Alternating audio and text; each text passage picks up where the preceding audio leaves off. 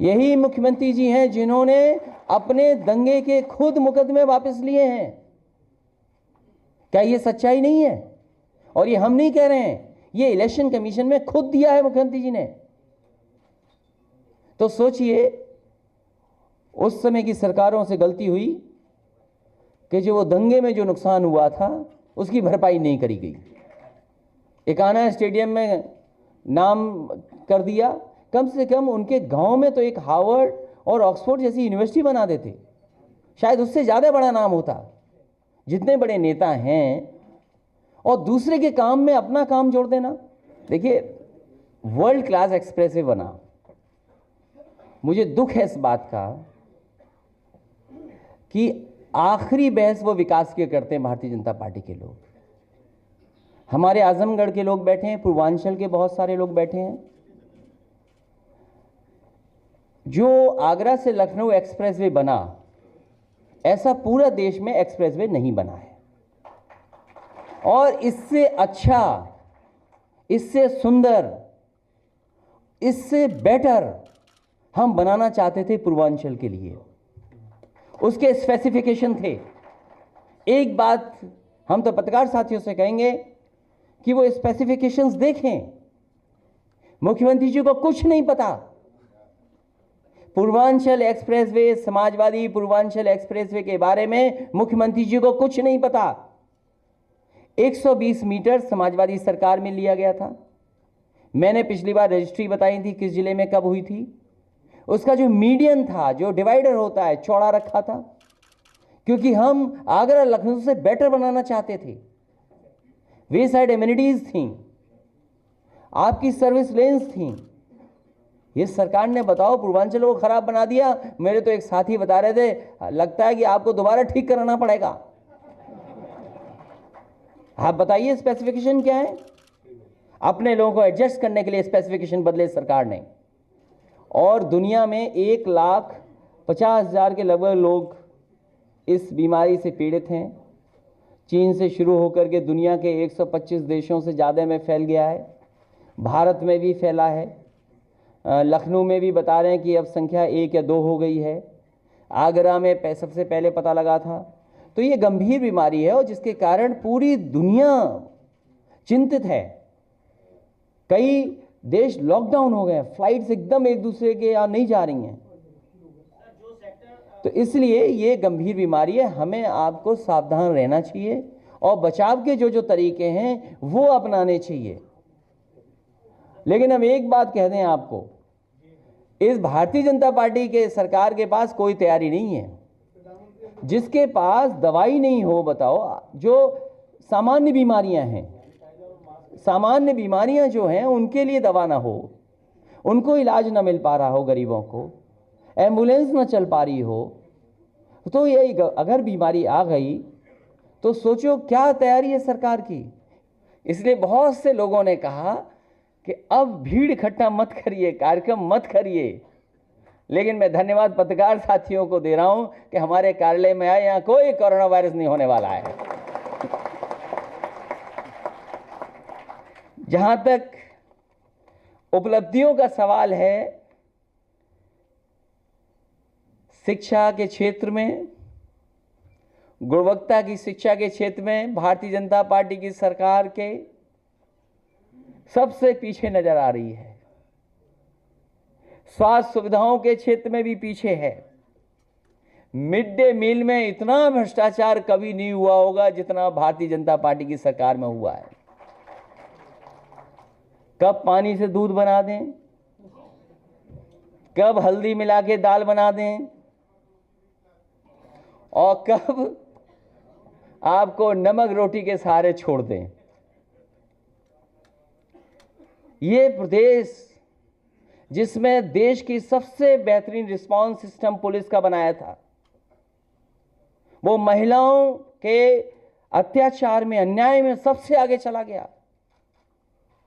न्याय न मिलने वालों में सबसे आगे है प्रदेश। और अभी मैंने पढ़ा कुछ दिन पहले कि 1 डिस्ट्रिक्ट 1 प्रोटेक्ट की वजह से लाखों नौकरियां मिल गईं। कितना बड़ा झूठ बोल रही है सरकार। और वही काम जो आपके हमारे थे वो अपने बनाए जा रहे हैं। मुझे बताया गया कि दिवाली तक पूर्वांचल एक्सप्रेसवे चालू हो जाएगा। मैंने अपने आजमगढ़ के सभी लोगों से कहा कि बड़ा आराम हो जाएगा,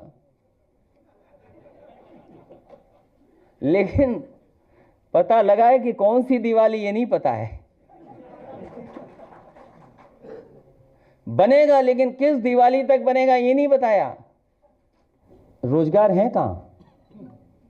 आप कह रहे बेरोजगारी ना बढ़े? ना काम है, ना रोजगार है, ना नौकरी है, तीनों चीज नहीं है। बैंक से मर्ज की जा रही है, धोखा दिया जा रहा है। और देखिए कितनी रणनीति के तहत हम और आप समझ ही नहीं पाए चीजें। हमारे आपके सबके अकाउंट खुलवा लिए, नोटबंदी के बहाने सब पैसा जमा करा लिया, बाद में कुछ लोग पैसा लेके भाग गए, बाद में बैंकें मर्ज कर दी, डुबा दी बैंकें। है कहां पैसा हमारा आपका? इसलिए अगर बैंक में रखे हो तो सावधान रहना। और अब तो पैसा कहीं सुरक्षित नहीं है, क्योंकि घर में रखोगे तो वो धन का रूप बदल जाएगा, बैंक में रखोगे तो दिन भर आप सोचोगे कि बैंक ना डूब जाए। तो कितनी असुरक्षा फैला दी सरकार ने, सोचिए आप। जिस देश को सबसे ज्यादा ग्रोथ की जरूरत थी, जिस देश में सबसे ज्यादा आबादी यंग है, आज नए जो नौजवान को अगर नौकरी मिल जाए, रोजगार मिल जाए, तो केवल उसका जीवन नहीं बदलेगा, उसके घर में जो लोग हैं, माँ बाप हैं, उसका भी जीवन बदलेगा। तो सोचिए कितना बड़ा धोखा दिया है हमारी अर्थव्यवस्था के साथ। और इकलौती बैंक हमारी आपकी इलाहाबाद बैंक, उसका भी नाम खत्म कर दिया इन्होंने। बताइए इलाहाबाद बैंक क्या बची है? इलाहाबाद बैंक डुबा दी। और याद कीजिए, मुझे याद है वो दिन जब इसी लखनऊ में, राजधानी में, पूरे देश में इकट्ठे 300 ब्रांचेस खोली गई थीं। और उस समय के वित्त मंत्री से और उत्तर प्रदेश की सरकार समाजवादी ने तय किया था कि 3000 ब्रांचेस उत्तर प्रदेश में खुलेंगी और देश में रिकॉर्ड ब्रांचेस खुलवाई गई थी। आप हालत पता करिए, ब्रांचेस बंद हो रही हैं। लेकिन मैं भारतीय जनता पार्टी के लोगों से, सरकार से कहना चाहता हूं कि हमारी प्रेस में और घर के आसपास इंटेलिजेंस लोगों को भेजना छोड़ दें। इसी प्रेस हॉल में एक एलआईयू का इंस्पेक्टर पकड़ा था मैंने। बताइए इंस्पेक्टर पकड़ा गया था कि नहीं पकड़ा गया था? उसका नाम था भानु प्रताप राय। बताओ सरकार ने क्या कार्रवाई की? बताओ सरकार ने क्या कार्रवाई की? कैसे एलआईयू का इंस्पेक्टर आ सकता है हमारे यहां पर? और फिर जब मैं कन्नौज गया, बताओ क्या नारे लगवाए थे आपने? क्या नारे लगवाए थे आपने? और फिर जब मैं एबीवीपी और हिंदुस्तान के अखबार में गया था, अगर आप में से कोई पत्रकार चाहे उस नौजवान की तस्वीर, मेरे पास तस्वीर है, तो क्या नारे लगवाए थे आपने? और मैं आपको बता दूं, जो राम है वो कृष्ण है, जो कृष्ण है वो राम है, और इन दोनों को मैं भगवान वेंकटेश में देखता हूं। ये सब अवतार भगवान विष्णु के हैं। अगर नई बात समझ में आई हो तो बता दो, हम दोबारा कह दें। और बताइए आदरणीय आजम खान साहब पे कितने मुकदमे दर्ज हुए? मैंने ये भी कहा फोन पर, मैंने कहा मुख्यमंत्री जी, आजम खान साहब के ऊपर झूठे मुकदमे लग रहे हैं, उनके साथ अन्याय हो रहा है, पूरा प्रशासन उनके खिलाफ है। और प्रशासन को इसलिए भेजा गया क्योंकि एक आईएएस को एक्सटेंशन चाहिए था, उसको एक्सटेंशन मिल गया। एक आईपीएस पे जो गंभीर मामले हैं आपके अखबारों में लिखे जा रहे हैं, उसकी रिकॉर्डिंग है बहुत सारी जगह पर। क्या रिकॉर्डिंग नहीं है उस आईपीएस की? बताओ। उसके खिलाफ जांच एक आईपीएस ने दी थी।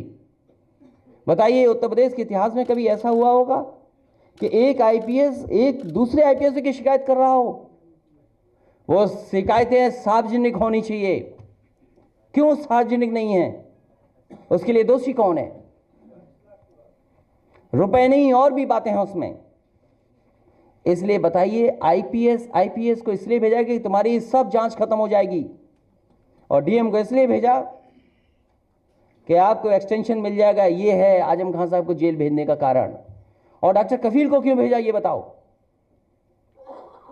और फिर इसीलिए हम उस लड़ाई में आपको बताना चाहता हूं, भारतीय जनता पार्टी चाहती है जब कश्मीर को कैद कर सकती है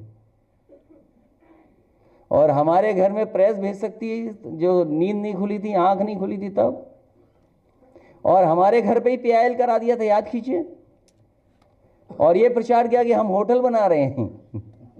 अब तो हम नए घर में आ गए, कोई पत्रकार चाय नहीं पी पाया वहां पर। कभी बुलाएंगे, सरकार बनेगी तब। इसलिए जनता नाराज है, जनता इस सरकार को हटाने जा रही है। देश दुनिया की ताजा तरीन खबरों से रूबरू होने के लिए सब्सक्राइब कीजिए आपका अपना चैनल NDTV भारत।